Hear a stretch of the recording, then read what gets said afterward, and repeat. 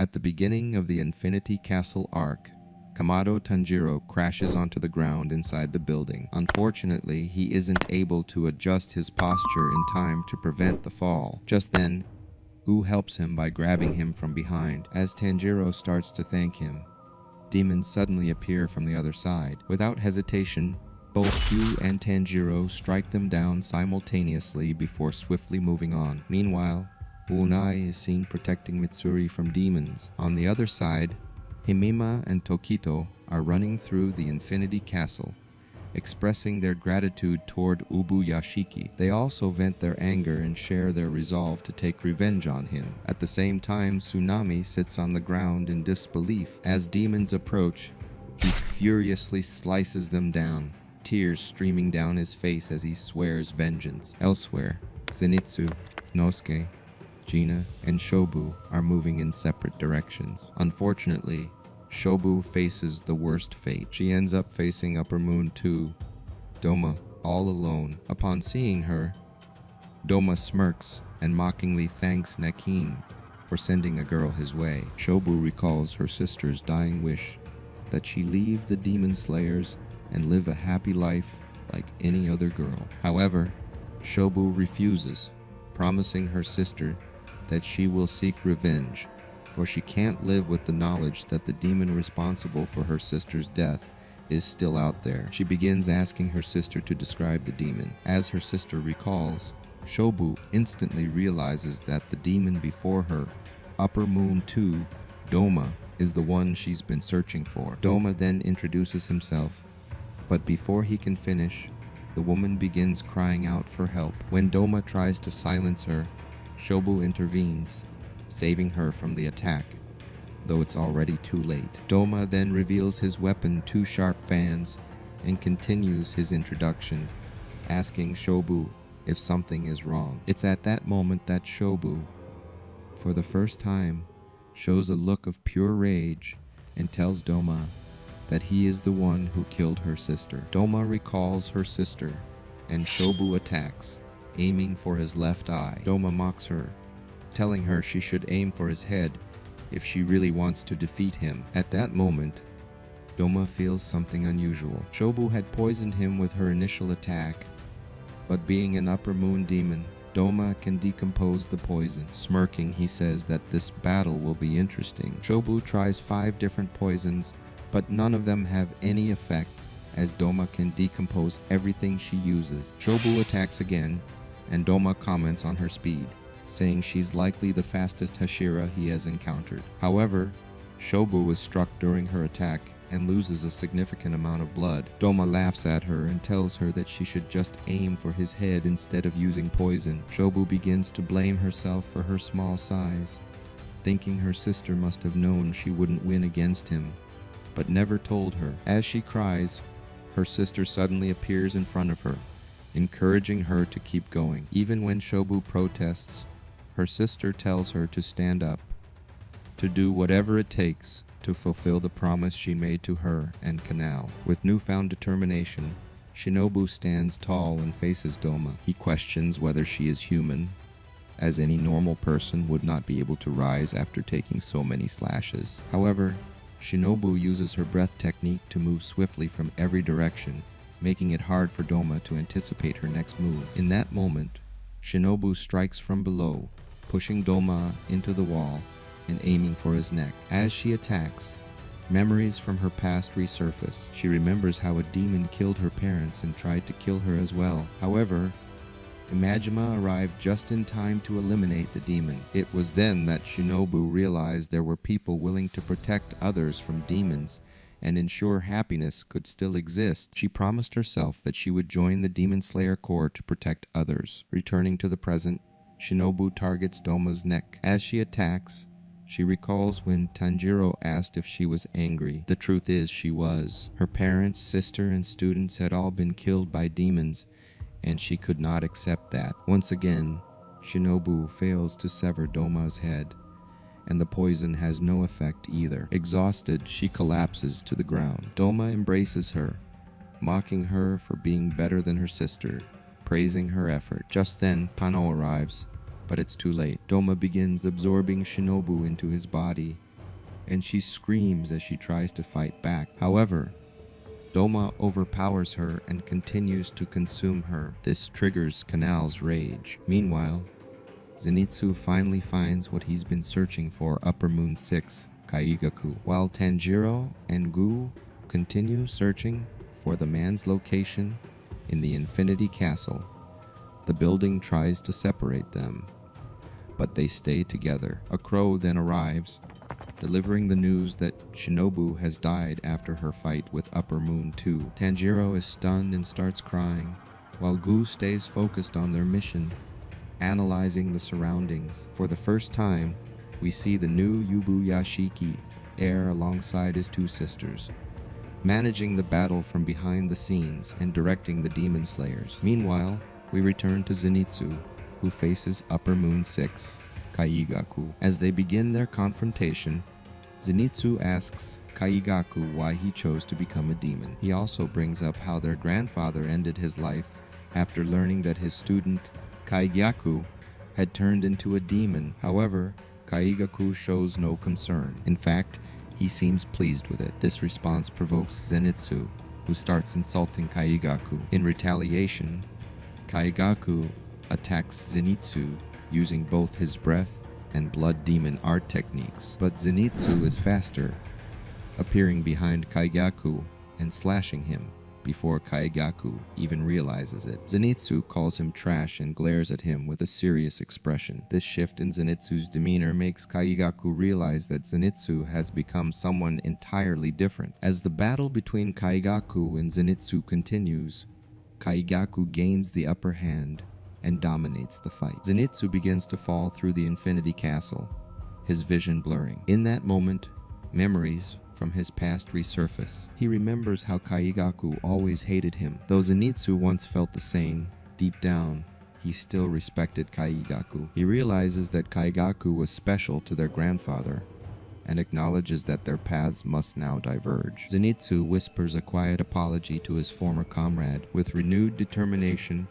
Zenitsu unleashes a never-before-seen technique, the seventh form of thunder breathing. In the blink of an eye, he decapitates Kaigaku so swiftly that Kaigaku doesn't even realize what happened. As his severed head falls, Kaigaku refuses to accept his fate. He bitterly claims that their grandfather must have had a favorite, a student he secretly taught a hidden technique to. But Zenitsu, struggling to stay conscious as the poison begins to take over his body, responds, "My grandfather wasn't like that." He continues, "This technique, I created it myself, hoping that one day I could fight alongside him." As both Zenitsu and Kaigaku fall inside the Infinity Castle, Kaigaku is unable to accept that Zenitsu had created a new thunder-breathing technique. Even worse, he can't believe he lost to him. Just then, Yushiro appears on the scene, mocking Kaigaku for dying alone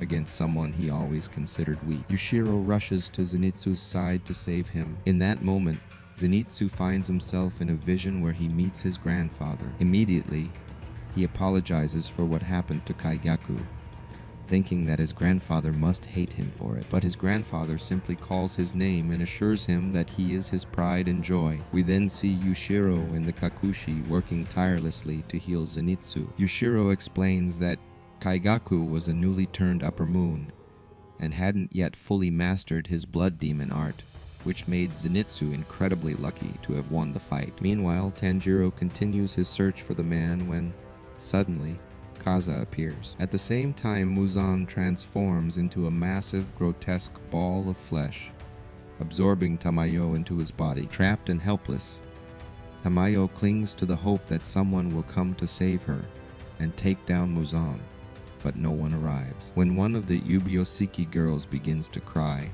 mourning her family killed by Muzan, the new Ubuyashiki leader sternly tells her to stop crying and focus on winning the battle. Meanwhile, Tengen and Rengoku's father stand guard, protecting the remaining Ubuyashiki family members from the demons. Elsewhere, Rokodaki watches over Nezuko as she sleeps, ensuring she remains safe from Muzan. Sweat pours from her body as she endures the excruciating pain caused by the medicine meant to turn demons back into humans. Urokodaki senses that this will be the final battle, the one that will determine the fate of the Demon Slayer Corps. Back on the battlefield, Tanjiro swiftly evades Akaza's attack and slices off his left hand. Akaza retaliates, launching another strike, but Tanjiro dodges once more and slashes his head. Gu watches in awe, realizing just how much Tanjiro has developed his skills, now rivaling even the strongest warriors. Akaza,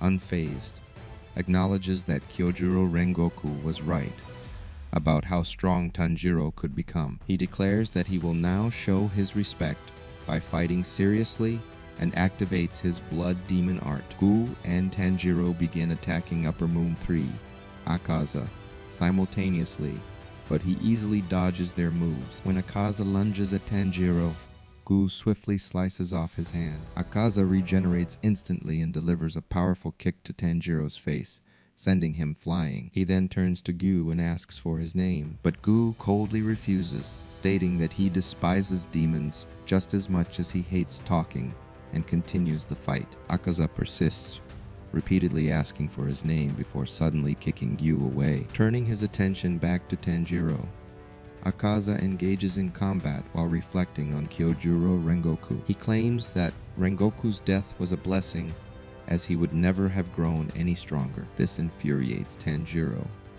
who yells at Akaza to stop talking. Akaza continues, expressing his disgust for the weak, claiming that they make him sick. Tanjiro firmly states that the strong must protect the weak, and the weak must grow stronger to protect those even more vulnerable than themselves. Akaza's expression darkens, visibly enraged by Tanjiro's words, though the reason for his fury remains a mystery. As Akaza becomes more furious, a strange voice suddenly echoes behind him, repeating the very words that angered him. Instinctively, Akaza swings his fist, but there's no one there. Tanjiro watches in confusion as Akaza punches at the empty air, his rage only escalating. Refocusing on Tanjiro, Akaza launches an unrelenting assault. Akaza overwhelms Tanjiro with his superior speed and power, pushing him to his limits. Desperate to find a way to turn the tide, Tanjiro begins formulating a new strategy. When he finally performs the dance of the fire god, his blade just barely grazes Akaza's neck, though Akaza manages to dodge the strike. Meanwhile, Sanjuro prays for Tanjiro and his late father, while writing a letter about the deep connection between Yorichi and the Rengoku family. But the letter has yet to reach Tanjiro as the battle rages on. Akaza grabs Tanjiro's sword and tries to snap it in half. Tanjiro retaliates with a fierce headbutt and a powerful kick, but Akaza refuses to release his grip. Just then, Gu re-enters the fray. Gu awakens his Demon Slayer mark and, as he strikes, manages to slice a small portion of Akaza's neck. Akaza quickly realizes that Gu's speed has greatly increased since the mark appeared, but he remains resolute and continues the fight. Tanjiro watches in awe, noting that both he and Gu are incredibly fast, yet Akaza is still able to match their speed. Determined to contribute, Tanjiro begins analyzing the battle, looking for an opportunity to join the fight effectively. He recalls Akaza's words, which strangely align with Inosuke's explanation of sensing attacks without sight. Inosuke had once told Tanjiro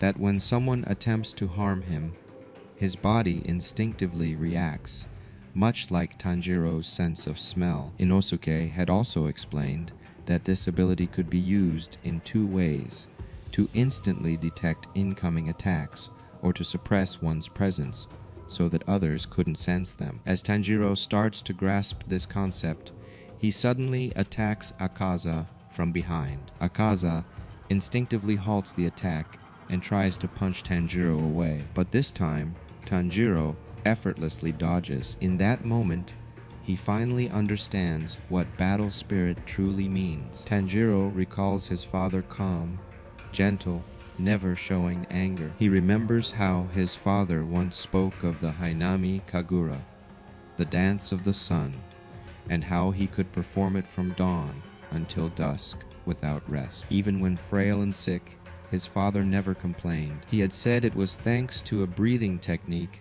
that allowed him to move efficiently with minimal effort. One night, Tanjiro's father woke him up, sensing something unusual in the woods. Tanjiro, still drowsy, followed him until they came across a massive bear, twice the size of his father. Tanjiro froze in fear, unable to move, but his father remained calm and still. Armed only with a small axe, he whispered, "I understand your hunger, but I won't hesitate to protect my family." The bear charged, and in a blink of an eye, Tanjiro's father decapitated it so quickly that Tanjiro couldn't even follow the movement. Before they returned home, his father said, "Don't forget what you witnessed tonight." Back in the present, Tanjiro reflects on Inosuke's words and his father's teachings. With newfound resolve, he unlocks the see-through world. Now, he can see Akaza's muscles, blood flow, and every movement. This time, he's determined to end it. Tanjiro's vision changes, and everything slows down. He can see Akaza's muscles shifting and his blood coursing through his body. He understands now what Inosuke meant about hiding your fighting intent so others can't anticipate your next move. Gu continues fighting Akaza, even though Akaza is far stronger. He tries to land a clean strike, but Akaza breaks his sword and punches at his stomach, the same move he used to kill Kyojuro Rengoku. Then, in a flash, Akaza's arm is severed. Tanjiro stands silently behind him, focused. That single strike says everything. Akaza is stunned. His entire body reacts because Tanjiro feels different, stronger than before. Akaza then uses his blood demon art, attacking both of them at the same time. But Tanjiro remains calm, watching every movement. Akaza turns his attention to Gu once again, asking him to become a demon rather than dying like Rengoku. Just then, Tanjiro makes his move. Gu braces for a quick strike, but Tanjiro declares, "I'm going to cut off your head, Akaza." Both Akaza and Gu are taken aback. In that moment, Akaza realizes he can't sense Tanjiro's battle spirit. He can't predict his next move. And then, Tanjiro's sword cuts through Akaza's neck, leaving him in shock. After Tanjiro decapitates Akaza, Akaza asks why he lacked battle spirit, claiming that even babies have some. He attempts to reattach his head in order to regenerate, but Gu throws his sword, striking Akaza's head to prevent it. As Akaza's head begins to disintegrate, Tanjiro believes the battle is finally over. However, Gu senses something is wrong. Akaza's body remains standing. Suddenly, Akaza uses his blood demon art, sealing his neck and delivering a powerful kick to Tanjiro, sending him crashing into a wall. As Tanjiro struggles to stay conscious, he reaches his limit and collapses. Akaza approaches to finish him off, but Gu intervenes. Akaza quickly overpowers Gu, turning his focus back to Tanjiro. Gu shouts that Akaza must get through him first, but Akaza is stopped by a sudden memory. He sees a woman from his past, crying and pleading with him to stop. As Gu struggles to continue fighting Akaza, nearing his limits, Akaza begins seeing the vision of a girl he doesn't recognize. As he tries to understand the image, memories from his past flood his mind. As a child, Akaza committed crimes, stealing and fighting, desperate to buy medicine for his sick father. But after being arrested and tortured, he learned that his father had taken his own life. Determined not to live off stolen money and wishing for a future where he could live freely, Akaza became enraged and fought back, ultimately defeating 7 men alone. That's when he met Q, a martial arts master who was impressed by Akaza's strength and knocked him out with a single strike. Q took Akaza in and taught him the Soryu fighting style. Later, Q introduced his ill daughter, Koyuki, and asked Akaza to look after her while he was away. Akaza agreed, and over time developed a close bond with her. It was then that he made a promise to protect her no matter what. We see Akaza gently taking care of Koyuki, saying it's easy because he once took care of his own father. When Koyuki asks him to go see the fireworks, he replies, "We'll go together next time. There's always another year." She quietly begins to cry. Afterward, Q entrusts Akaza with the dojo and mentions people who want to take the land for themselves. 3 years pass. Akaza is now 18. Koyuki is 16, and Q asks Akaza to inherit the dojo and marry Koyuki. Akaza, finally understanding his father's words, visits his grave to share the good news. But when he returns, he finds Kazu and Koyuki poisoned, murdered by those who couldn't defeat them in a fair fight. Moments before, Koyuki had confessed her love, and Akaza had promised to protect her forever. Now, those words feel meaningless. Consumed by rage, Akaza attacks the nearby Kenjutsu dojo, slaughtering all 67 members with his bare hands. As he wanders, a man appears, commenting that he didn't expect to find a human capable of such destruction. The man offers Akaza his blood, challenging him to survive it. Numb with grief, Akaza accepts, becoming a demon who forgets everything except the drive to grow stronger. As the battle nears its end, Akaza realizes that if he dies like this, he will never reunite with his loved ones. His memories return just as Tanjiro wakes up and shouts for him to stop. Tanjiro rushes to strike, but his sword slips from his weak grip. He then punches Akaza with all his remaining strength. Akaza mutters about his hatred for cowards who poison others, how he stained his master's Soryu style, and disrespected his father's final wish. He remembers now what he wanted to kill was himself. Sensing Akaza preparing the same technique he used against Rengoku, Tanjiro shields Ghoul, but instead, Akaza smiles and uses the technique on himself. His body starts to regenerate, but he resists it. "It's over," Akaza says. "I lost. I want to go to hell like a man." Kneeling, he apologizes to his father and Q. The man appears, disappointed, but Koyuki enters the vision, thanking him. As tears fall, she says, "Welcome back, my husband." Akaza finally fades away in peace. As Akaza burns away, holding Koyuki in his arms, Tanjiro exhales, "It's over," before collapsing from exhaustion. Gu, barely able to stand, sits down to rest. A crow soon arrives, announcing that Tanjiro and Gu have defeated Upper Moon 3. Kokushibou hears the news and remarks that Akaza had the potential to become much stronger, but he chose to abandon that path, and so he died. Meanwhile, Doma senses Akaza's death. He notices something strange, almost human about it, but quickly dismisses it. Wounded and determined, Pana faces Doma. She fakes sadness, calling Akaza her best friend. Pana interrupts him coldly,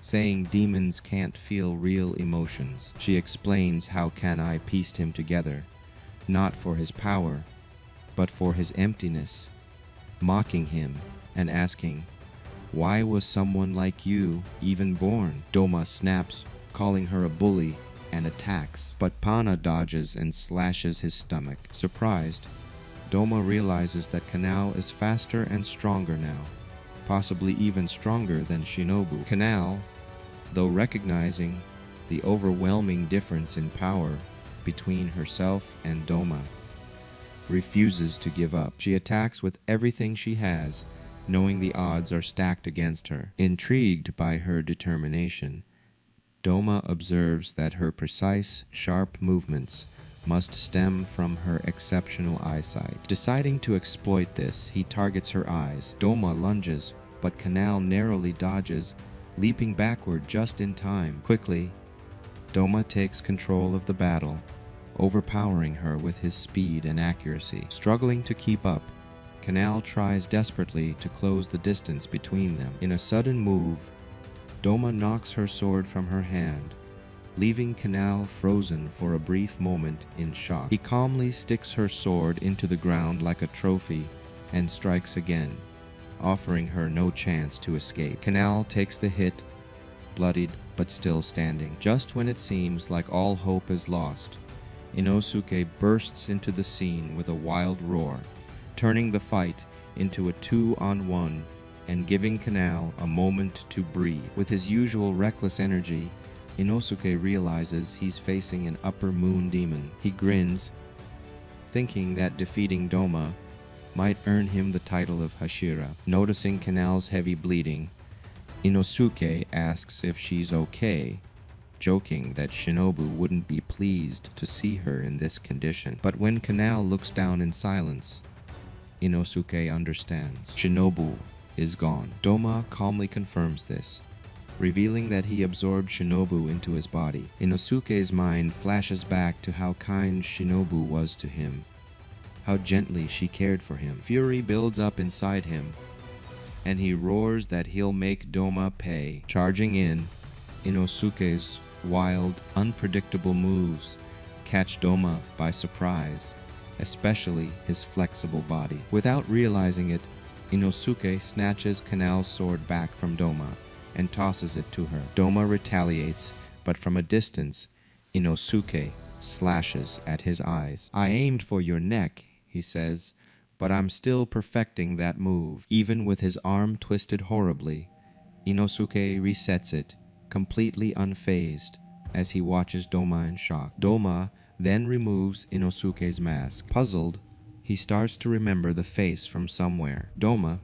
being a demon who retains all memories from his past, begins talking about Inosuke's mother. He mentions how she was mistreated by both her husband and her own mother. Eventually, she ran to Doma's place, and when Doma healed her, he noticed how kind and beautiful her face was. Inosuke didn't believe him at first until Doma sang a song his mother used to sing to him when he was little. Doma admits that he never intended to kill her. He wanted her to stay with him until she died of natural causes. However, one day, she witnessed him eating humans and realized he was a demon. Terrified and heartbroken, Koto ran away with Inosuke in her arms. When she reached a cliff with no way out, she dropped Inosuke into the river below to save his life. That's when Doma killed her, expressing regret, thinking that Inosuke would likely die. Hearing all of this,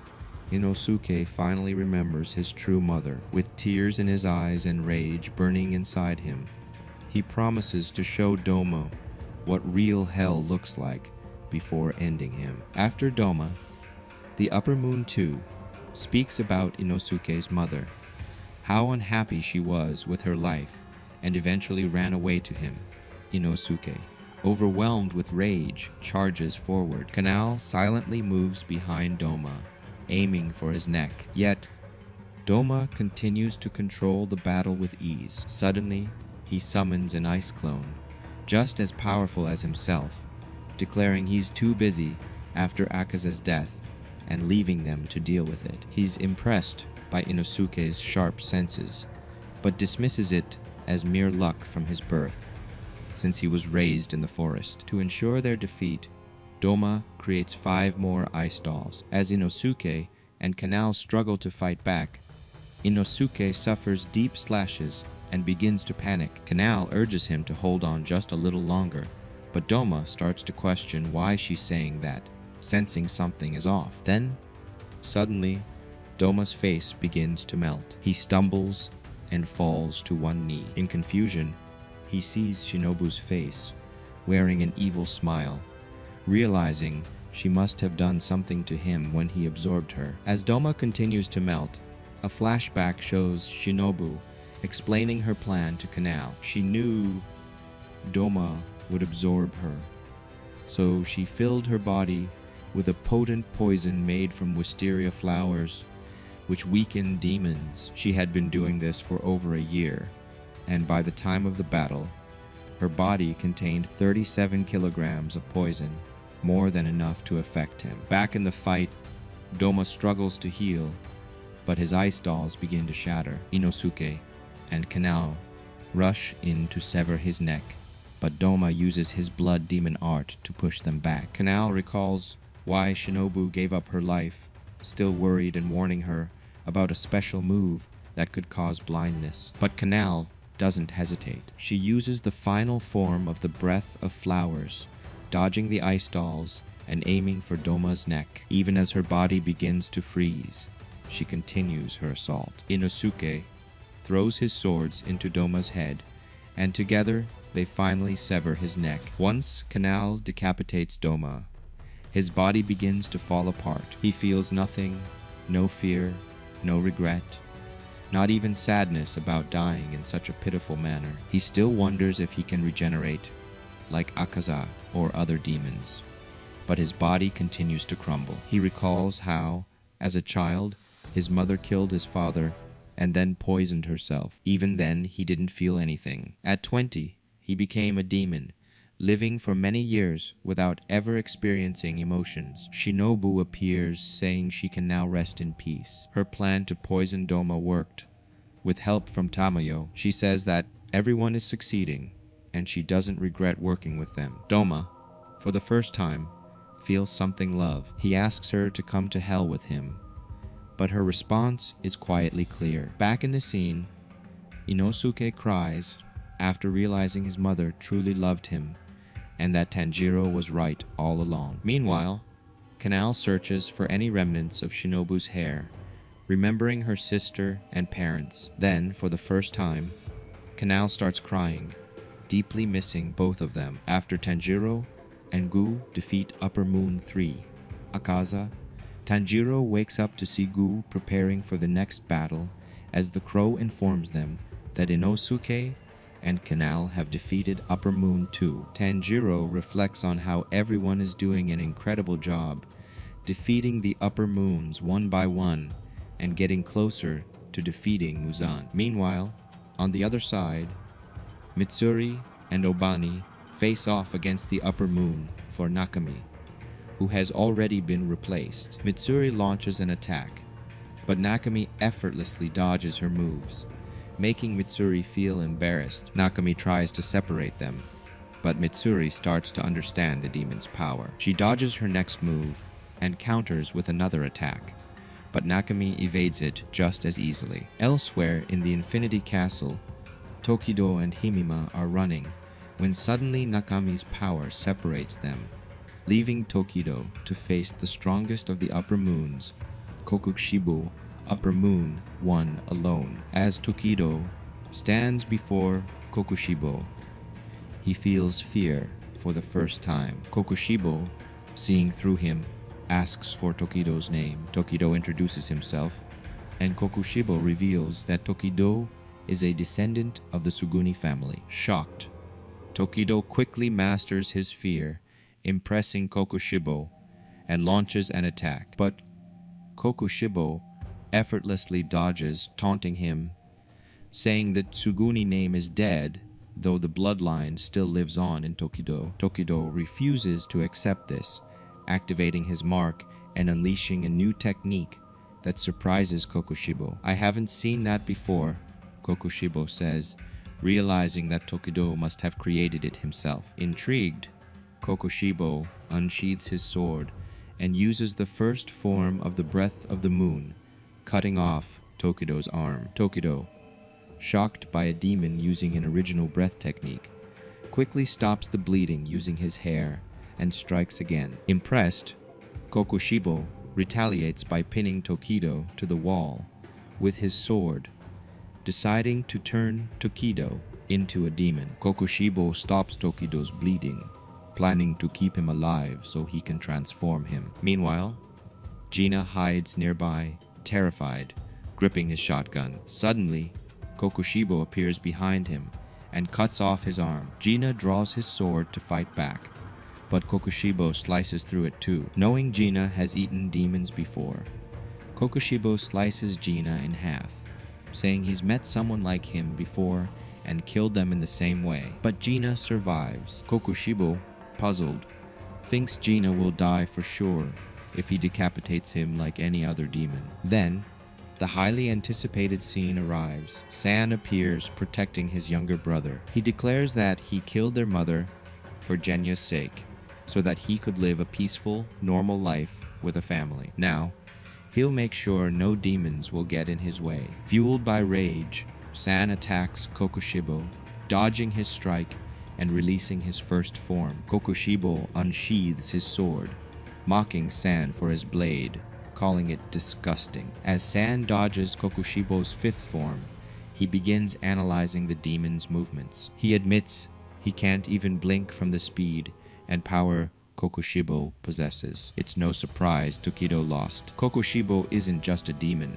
He's a master of both blood demon art and breath techniques, healing faster than anyone else. San uses his second form, showcasing his flexibility, and Kokushibou notes that San has reached his peak. Their battle intensifies, with both sides using powerful techniques, but San starts bleeding, showing signs of struggle. Kokushibou unleashes his sixth form, slashing San badly. Now badly wounded, San is warned by Kokushibou not to move or his organs might spill out. But then Kokushibou senses something strange. San talks about his rare blood, which is so potent it makes demons dizzy and intoxicated. As Kokushibou begins to feel it, San charges in for a counterattack. San first realized the power of his special blood when his demon mother's movements slowed after hitting him. He realized that his blood had the power to weaken demons,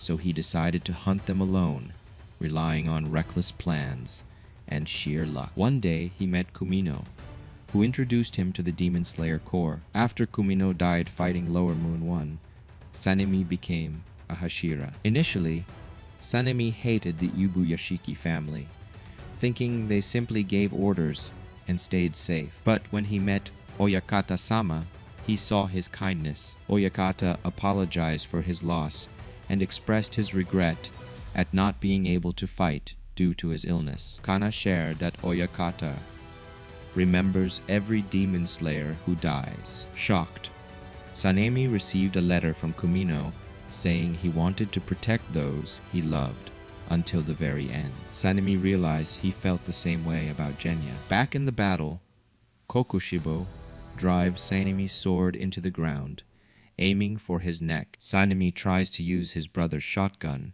but fails. Just as Kokushibou strikes, Sanemi vanishes, and suddenly Yumeme, the strongest Hashira, arrives. When Gyu enters the battle, Kokushibou smiles, commenting that he hasn't seen anyone like him in 300 years. As Kokushibou gets serious, the air around them shifts. He throws his chained weapons with pinpoint precision, surprising Kokushibou. Struggling to use his moon-breathing techniques, Kokushibou faces Gu, using his rock-breathing second form, trapping him in chains. Kokushibou struggles to break free, but slips, his hair getting cut and aimed straight for his neck. Kokushibou throws his weapons again, showing remarkable control as he realizes the threat in front of him. The chains wrap around his sword, snapping it in half. Both Hashira continue using their breath techniques, shaking the entire area with their immense power. Kokushibou regenerates, but Gu lands a slash across his face. "I wanted to save this power for Muzan," he says, "but now I have nothing left to lose." His mark appears and his rage intensifies. Meanwhile, Tokido breaks free from the sword that Kokushibou had used to pin him to the wall and stops the bleeding. Gina, still alive, asks for a piece of Kokushibou's hair that Gu managed to cut off. As Gu's mark glows, Kokushibou reflects on how he is probably 27, surpassing the typical death limit of 25 for marked demon slayers. He laments that all his strength and effort will fade tonight, but Gu calmly replies that every marked slayer knows this and accepts it. He mocks Kokushibou's views, saying how pathetic it is that he forces his worldview onto others. Gu then reveals that Kokushibou lied about one thing. There was one exception. Someone once lived past 25 with a mark. Kokushibou seems shaken. Suddenly, In a fit of rage, Kokushibou attacks Gu from behind, unleashing wild slashes. Meanwhile, Sanemi finishes healing and awakens his own mark. He leaps into the battle, making it 2 versus 1. Kokushibou is impressed that they use different breaths, yet fight in perfect sync. Tokido helps Gina consume Kokushibou's hair, and he quickly regenerates. Feeling the surge of Kokushibou's upper moon, one power in his blood, suddenly he hears a voice in his head. Back in the fight, Kokushibou understands that these two are the strongest Hashira, especially Gyu. Even his blindness doesn't seem to weaken him. Kokushibou tries to break Sanemi's sword first, but Sanemi thrusts it into the ground and cuts off some of Kokushibou's hair. Kokushibou is shocked that Sanemi can still move like that, even after enduring so many slashes. Even with the mark, Yomi joins in, slicing off Kokushibou's ear. The two Hashira fight in perfect unison, landing blows with their breath techniques and tearing Kokushibou's kimono. Just as they press on, slashes appear out of nowhere. Kokushibou then reveals his sword's true form, getting serious. He declares that once he defeats them, taking down the remaining demon slayers will be easy. As Kokushibou unleashes his sword's true form, he cuts off Sanemi's fingers. Panicking, Sanemi fears he might lose his arms without Gu's help, and he realizes that his rare blood has lost its effect. Meanwhile, Ubu Yashiki's daughter asks to send reinforcements, but the boy refuses, placing his trust in them to defeat the upper moon. Back in the fight, Kokushibou unleashes his 7th to 10th forms, nearly killing Sanemi, but Tokido saves him just in time. Gina, in a panic, wonders how he can contribute to the battle. Then he remembers Tanjiro's words, saying that when the strongest clash, they ignore the weakest. Realizing he is unnoticed, Gina seizes the opportunity to shift the balance of the fight. With renewed resolve, Gina makes a bold move, eating a piece of Kokushibou's sword to help create their path to victory. As the battle with Upper Moon on Kokushibou rages on, Yomi begins to panic,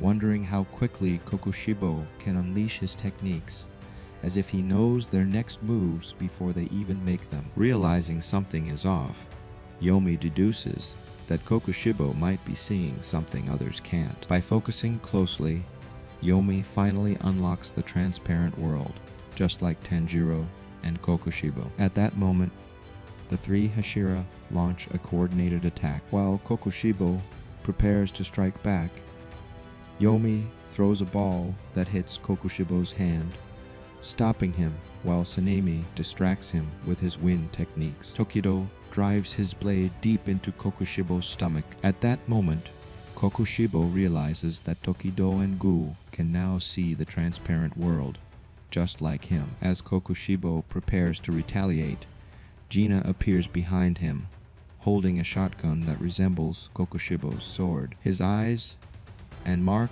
now look similar to Kokushibou's. He recalls Tokido's words, asking him to shoot both of them if necessary. He starts to panic, but ultimately makes his decision and fires. As Gina shoots, the bullet pierces Kokushibou, and he realizes that Gina's pressure has changed. He ate Kokushibou's sword and hair. Suddenly, a tree emerges from Kokushibou's body. It's Gina's blood demon art, inherited from his own cells. Frozen in place, Kokushibou feels something he hasn't felt in 400 years' fear. A flashback begins. 400 years ago, under a blood moon, Kokushibou encounters his brother, Yorichi, now an old man, over 80. Shocked, Kokushibou can't comprehend how a marked swordsman could live past 25. Yet, Yorichi is still alive. With eyes full of sorrow,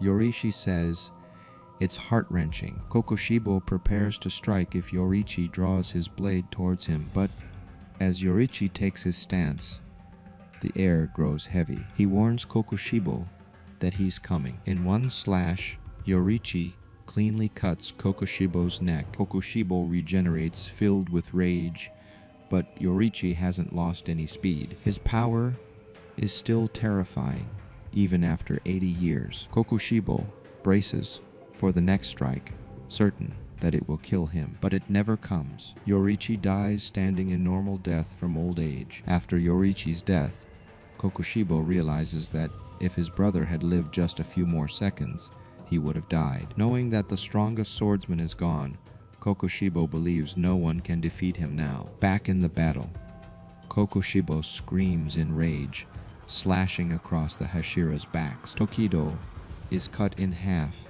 much like Gojo, while Genya is slashed across the top of his body, growing blades all over his form. However, the Hashira aim for his head, and Tokido's sword turns red, searing Kokushibou's insides. Sanemi pierces his neck, and as Genya, while dying, uses his blood demon art to hold Kokushibou still, he attempts to cut him in half, but his technique fails. Yumame throws his weapon at Kokushibou's head, but it doesn't work. Kokushibou screams, dodging Yumame's second attack with his sword. He soon realizes that his sword techniques aren't working because the tree on his back has absorbed his blood, and Tokido's red blade, resembling Yorichi's sword, burns him from the inside. At that moment, Sanemi leaps forward, using his sword to push Gum's weapon down onto Kokushibou's head. Both weapons glow red, and finally, Kokushibou's head is destroyed. As Kokushibou reflects on his rivalry with Yorichi, he remembers how their breathing techniques would eventually fade, thinking back to how Yorichi always smiled, always stayed optimistic, and how that filled him with disgust. Back in the fight, after Genya and the Hashira managed to cut off Kokushibou's head, he contemplates how this new generation, even without the original sun breathing, managed to turn their blades red and fight using unorthodox styles. Refusing to lose, he tries to stop the bleeding from his head. At that moment, Gum yells not to let him recover and to continue slashing until he vanishes. But Kokushibou regenerates in a monstrous form, believing he has conquered death, except for the sun. As he sees his reflection in Seini's blade, he realizes how ugly he has become, chasing the perfect form. He remembers how Yorichi wanted to be the second strongest samurai, just behind him. Then, the part where Muiro stabbed him begins to crumble while Sanemi and Gumi attack again, destroying his upper body. Struggling to regenerate, Kokushibou starts to give up, realizing that, in the end, all he ever wanted was to be like his younger brother, Yorichi. Kokushibou always wanted to be like his twin brother, Yorichi. At birth, Yorichi had a strange mark on his head, and their father had wanted to kill him, but their mother stopped him. Still, the difference in their treatment was clear. Yorichi lived poorly, yet always stayed close to their mother. One day, Kokushibou gave him a flute, thinking he'd never seen him smile. Later, while training with a swordmaster, Yorichi asked to join. The teacher gave him a small wooden sword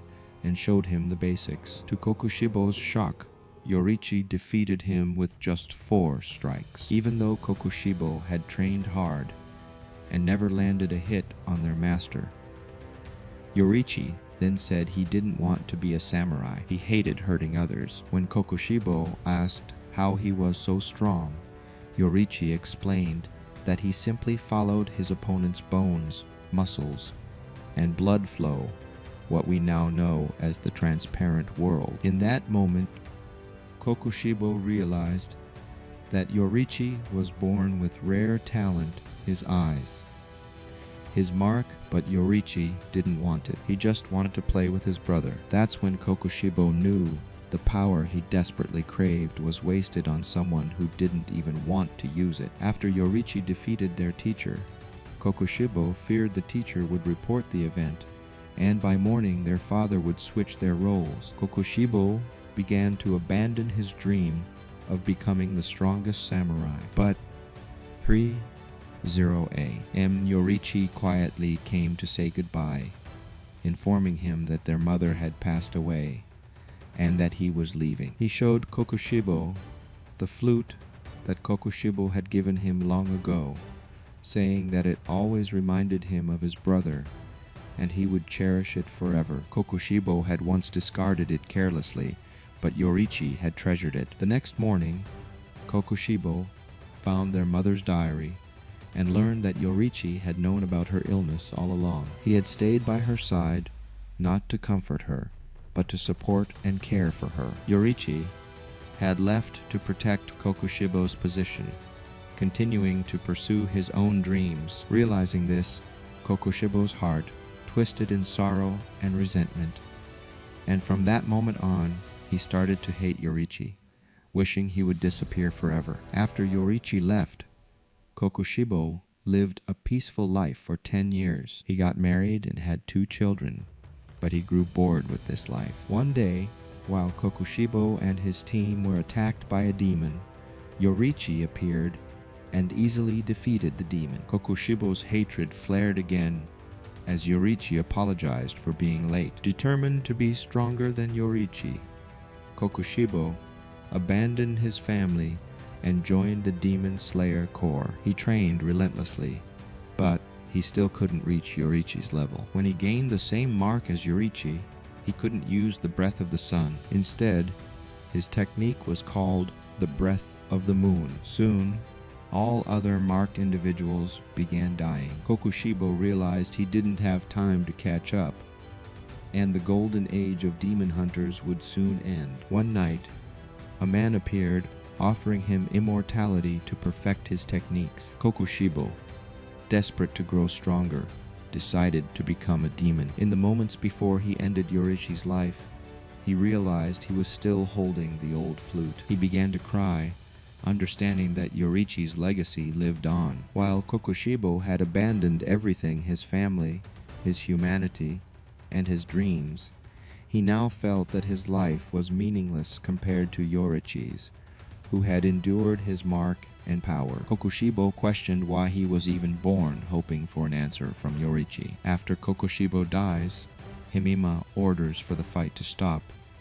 but he doesn't comply because he is already unconscious. Impressed by his willpower, Himima moves next to Gina, who had been cut in half, so that Gina could know his brother was alive. He finds Tokido dead and closes his eyes, promising to defeat the man for him so he can rest in peace. In the afterlife, Tokido meets his brother, who cries, calling his death pointless. Tokido cries as well, saying that he lived happily, fought to protect his friends, and had no regrets. His brother admits that he didn't want him to die. Back in the real world, Sanemi wakes up screaming as Genya crumbles away like any demon. Genya confesses his feelings, and Sanemi, crying, tells him that he never hated him and only wanted to protect him. Genya tells him he's the sweetest brother and vanishes. Sanemi screams to God not to take him,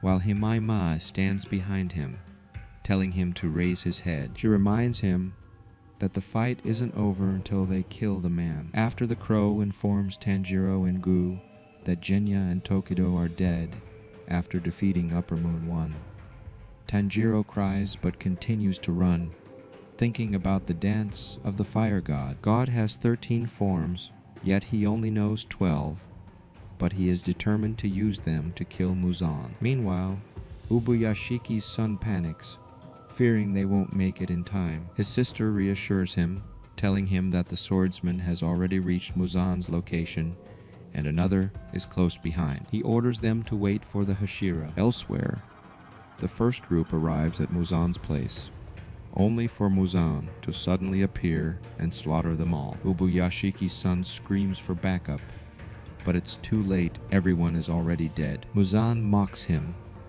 saying that he brought him food to recover and plans to turn him into a demon. He then mocks Tamayo, crushing her head in front of him. Yushiro senses the death and is filled with rage. Back with Muzan, he kills the second group as well, declaring that he will personally wipe out the demon slayers tonight. The night of bloody murder begins. As Muzan emerges, slashing through all the swordsmen, Ubuyashiki's leader freezes, feeling the weight of all the deaths, and starts blaming himself. One of the girls slaps him, telling him to stay strong and give orders. He quickly orders everyone to rush to Muzan's location at once. Meanwhile, Obani and Mitsuri, still in battle, blame themselves for not being able to do more as the remaining Hashira move forward after finishing their battles. Finally, we see Tanjiro and Gu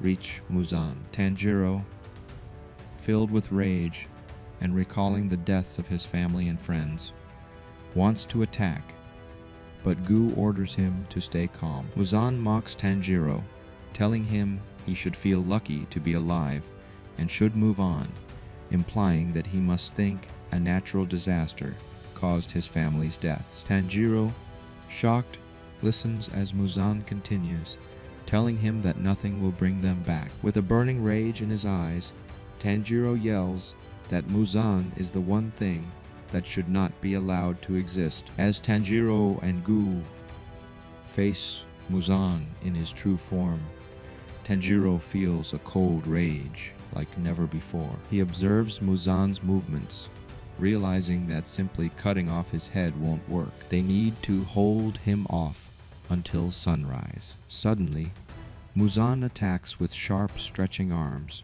destroying everything around them. Tanjiro dodges by pure instinct and luck, trying to get closer, but as he approaches, Muzan slashes his right eye and attempts to finish him off. However, Gu grabs him just in time. Muzan mocks them, saying that only 3 Hashira are left, as the others were killed by Upper Moon 4, Nakim. At that moment, we see Obani and Mitsuri lying dead in front of Nakim. Tanjiro, desperate to protect Gu, struggles, but can't use his breathing techniques properly, getting slammed into a wall by Muzan. Without hesitation, Muzan attacks again. Just then, Mitsuri appears, attacking Muzan from behind, and Obani pulls Tanjiro back, ordering him not to get in the way. Muzan grows furious, screaming at Nakim, asking how they're still alive. At that moment, we see Yushiro behind Nakim,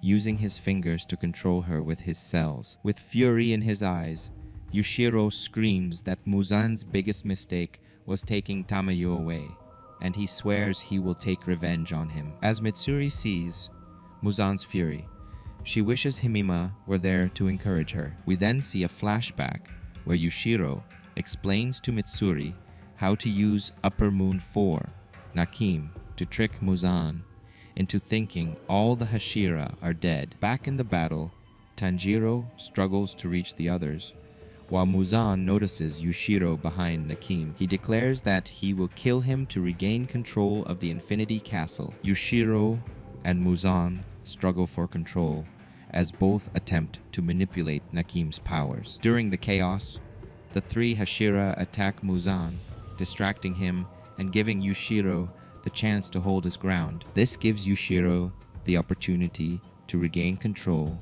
and turn the Infinity Castle against Muzan. However, Muzan kills Nakim to stop them from using her abilities. As Yushiro realizes the castle is about to collapse, he understands that everyone will perish except for Muzan. Yet, he continues to fight in an effort to get everyone to safety. Meanwhile, Muzan continues attacking, slashing Tanjiro and aiming to finish off Mitsuri. In a desperate move, Tanjiro hurls the blade of a fallen swordsman at Muzan's head, saving Mitsuri and infuriating Muzan, who finds the constant small attacks irritating. Eventually, thanks to Yushiro's efforts, they manage to escape the collapsing Infinity Castle and make it to the surface, alive. But the battle is far from over. After escaping, Tanjiro and the others find themselves in a city. The leader of the Ubuyashiki clan asks, how much time is left until dawn? The answer is,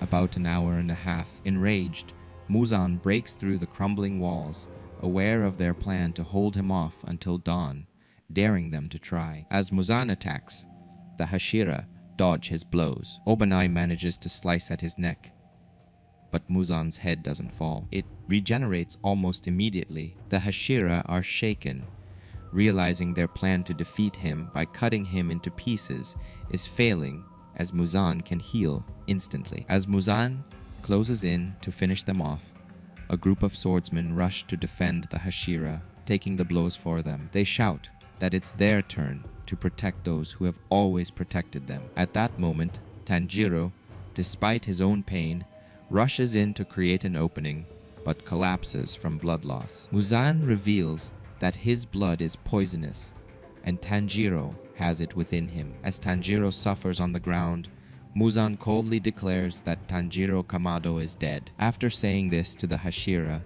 the spirit of Nezuko's father appears in her dream, urging her to wake up and save Tanjiro. Nezuko rises and runs, with Urokodaki following her. Hiro informs the Ubuyashiki boy, who panics and orders them to bring her back. But suddenly, the boy's father's spirit appears and tells him to let her go. One of the girls asks who to send, but the boy begins crying, saying that his father told him it was okay to let her go. Back with Nezuko, she sees her father's spirit again, guiding her as she gets separated from Urokodaki. Meanwhile, Tanjiro is still in agony. The Hashira continue to attack Muzan, but he retaliates with deadly slashes. He mocks them, saying that their Demon Slayer marks were the only reason they've stayed alive this long. Just then, Kanao collapses as Muzan's poisonous blood takes its toll on her. He moves to finish her off,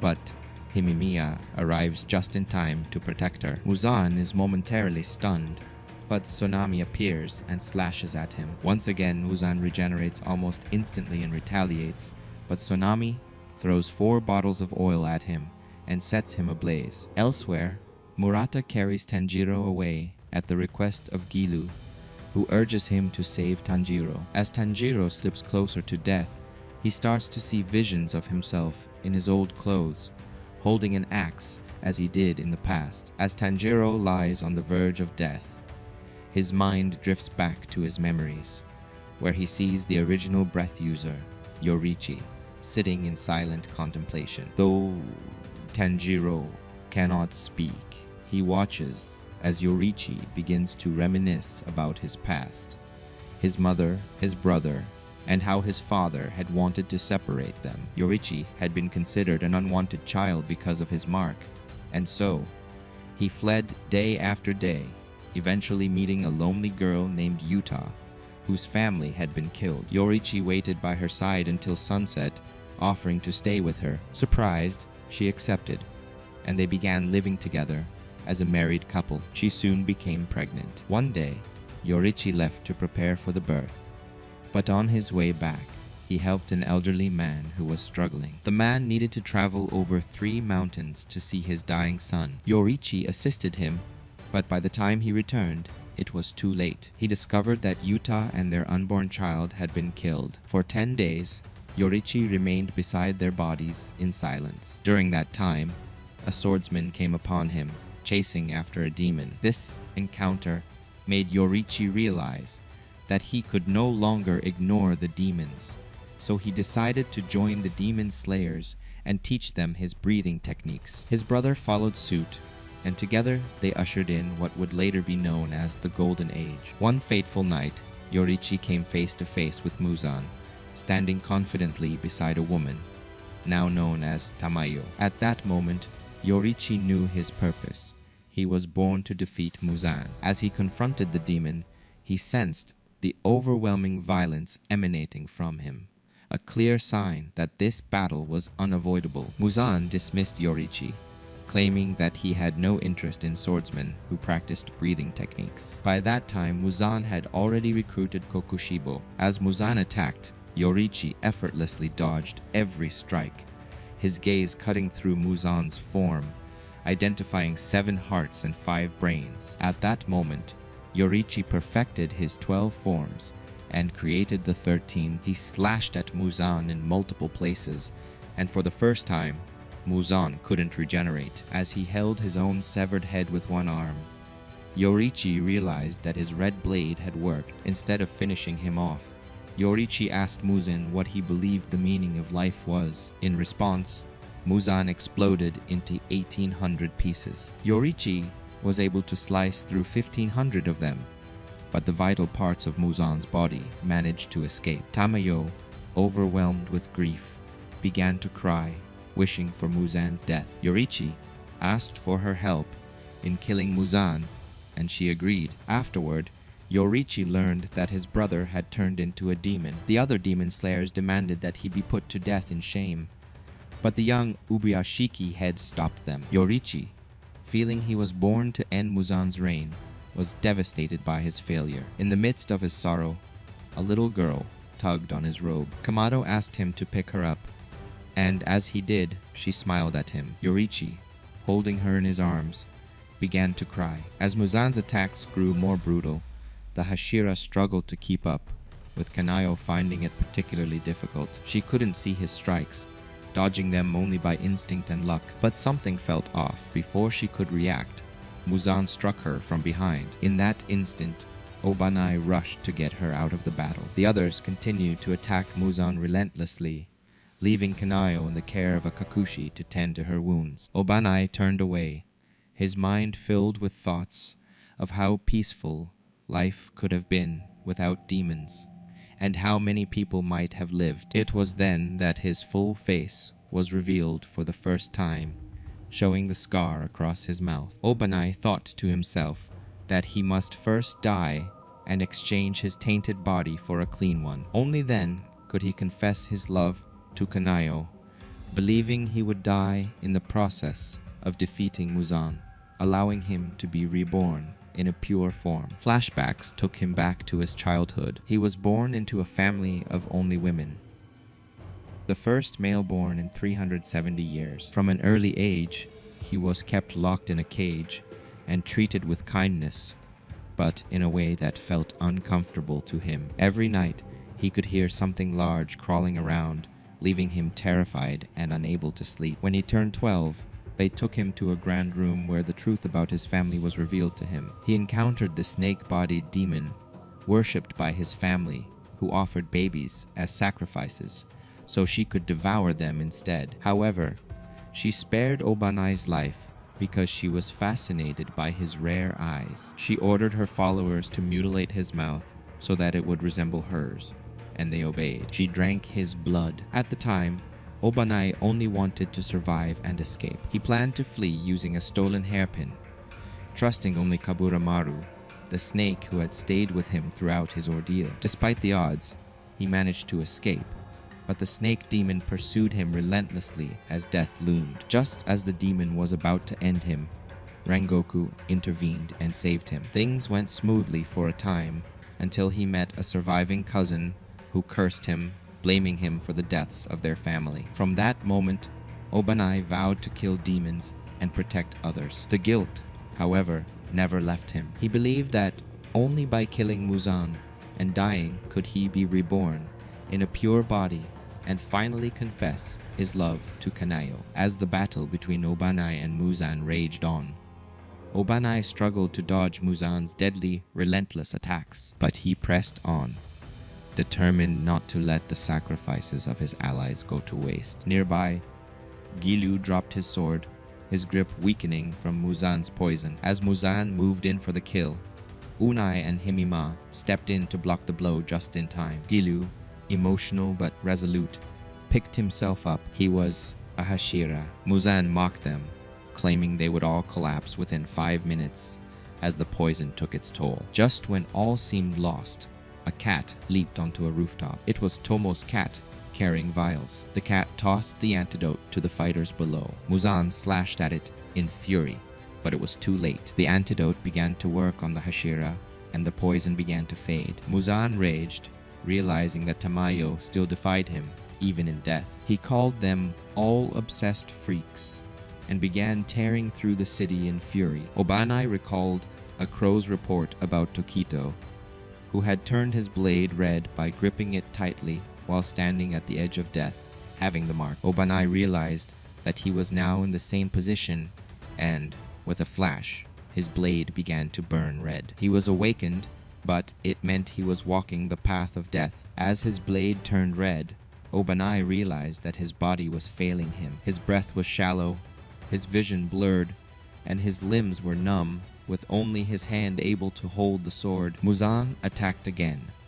but Obanai remained frozen. In a sudden burst of speed, he soared upward, and Muzan's arm was sliced clean off. Muzan, sensing that it wasn't Obanai who made the strike, realized that something else was at work. Another unseen force had struck him, and he scanned the battlefield. Suddenly, he noticed 3 figures cloaked nearby, hidden by Tamayo's technique. With a swift slash, the veil broke, revealing Kanayo, Inosuke, and Zenitsu, who had joined the battle. Zenitsu, despite his pain, stood back up, tears still streaming down his face. Obanai regained control, slashing at Muzan with his incomplete red blade, slowing his regeneration. The trio continued to use Tamayo's cloaking technique to frustrate Muzan, who called their tactics pathetic tricks. Meanwhile, Himima seized an opportunity, igniting his weapon with red energy and striking Muzan's shoulder,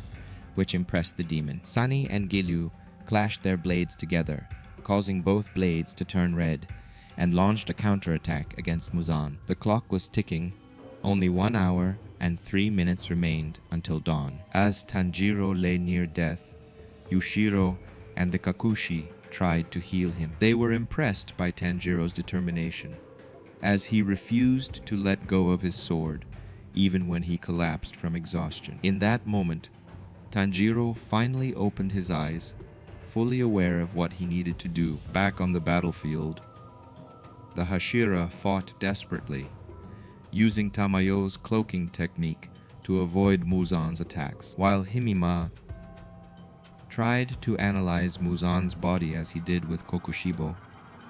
He observed multiple hearts and brains shifting location. He urgently called out to Obanai, encouraging him to witness it too. Obanai unlocked the transparent world, a technique that allowed him to see through the demon's movement. Cornered, Muzan exploded with fury, destroying the battlefield. The Hashira and the others lay scattered, bloodied, and battered. Kanao stood frozen as Muzan advanced to finish her off.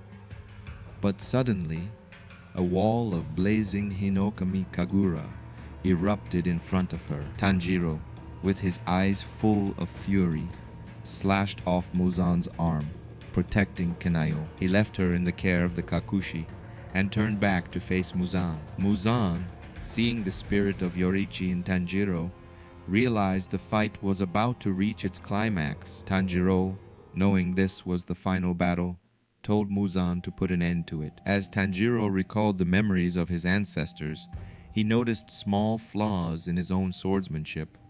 Realizing his moves weren't as refined as Yorichi's, he recalled when Yorichi had shown his sword style to Suyako and how Sumiyoshi had observed and remembered every step. Before Yorichi left, he had given his earrings to Sumiyoshi and shouted that Yorichi was not a man of no worth, for he had protected them. Yorichi smiled and waved goodbye after Sumiyoshi promised to pass down his sword style and his legacy. Though Tanjiro was not from Yorichi's family, he carried his earrings, sword style, and the mark, which made him a worthy successor. Back in the battle, Tanjiro realized that all 12 forms were interconnected. By using them one after the other, he could create the 13th form and defeat Muzan. However, he faced 2 major obstacles. He wasn't as talented as his father or Yorichi, and he didn't know how to prevent Muzan from exploding. Nevertheless, he pressed on. Muzan, seeing Yorichi's ghost in Tanjiro, became enraged. His body shifted and attacked in unpredictable ways. But Tanjiro kept going, linking each of his movements toward the final form. As the battle continued, Muzan noticed Tanjiro's blade had turned red without Nezuko's help. Despite being near death, Tanjiro had achieved this on his own. However, Muzan was dismissive, stating that Tanjiro was still nowhere near Yorichi's level. Tanjiro had already linked 6 forms, but he was severely injured. Despite his injuries, he didn't stop, while Muzan couldn't understand why he couldn't defeat a human who was exhausted and poisoned. Tanjiro's speed remained the same, while Muzan began to slow down. It was then that Tanjiro realized something must have been done to him. He tried to inquire, but Muzan refused to answer. So, Muzan delved deeper into her memories, and we learn how Tamayo, Shobu, and Yushiro had created a special drug. If it didn't turn Muzan back into a human, it would age him 50 years for every minute that passed. By this point, Muzan had aged 9,000 years, with 59 minutes left until dawn.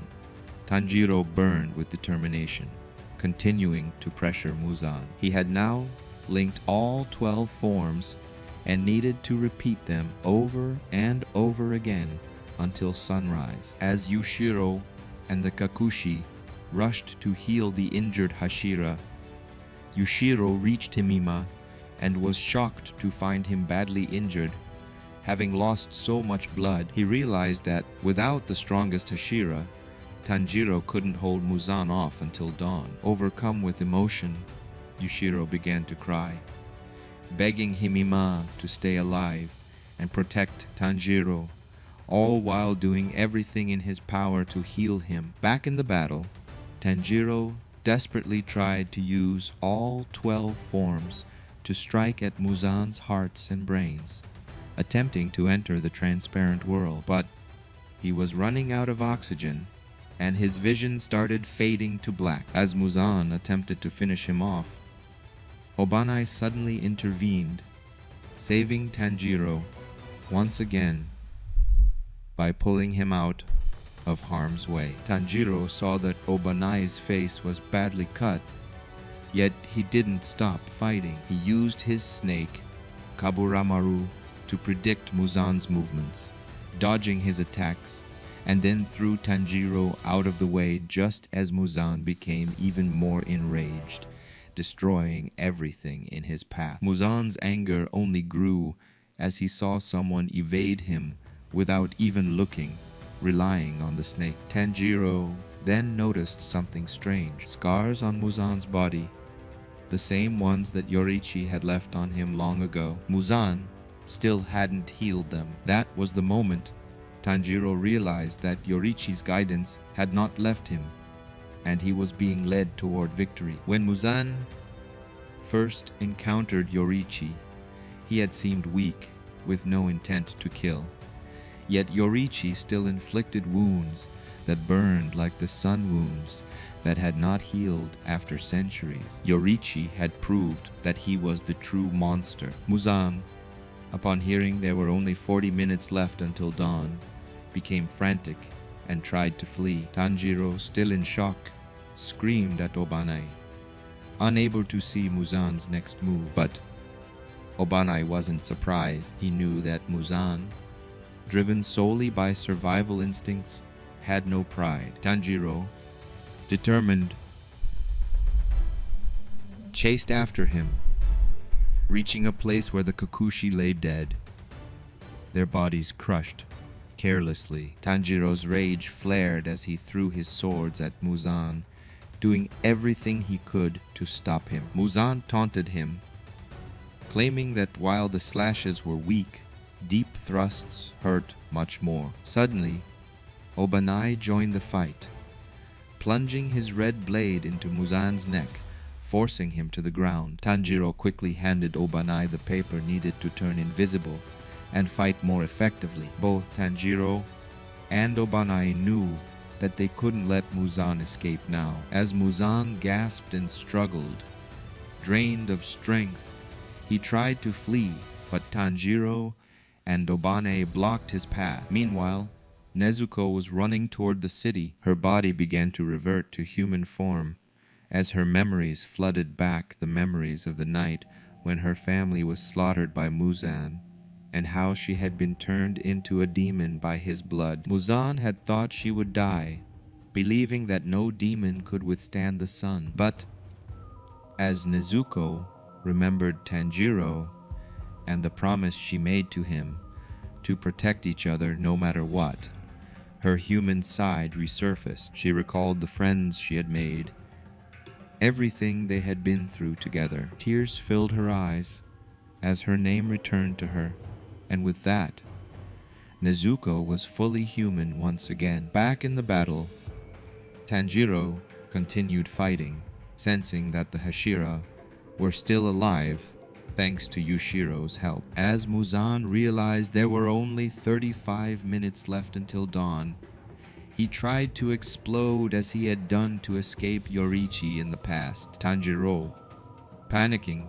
warned Obanai about this and the danger of stopping Muzan, recalling that even Yoriichi hadn't been able to prevent his explosion. But then Muzan suddenly froze, unable to split himself apart. He was shocked. At that moment, Tamayo appeared, revealing that she had poisoned Muzan with 4 different drugs. She mocked him, saying that the death he had always feared was now right before his eyes. That's all for now. Don't forget to subscribe to our channel and check out the next part. Until then, have a wonderful day.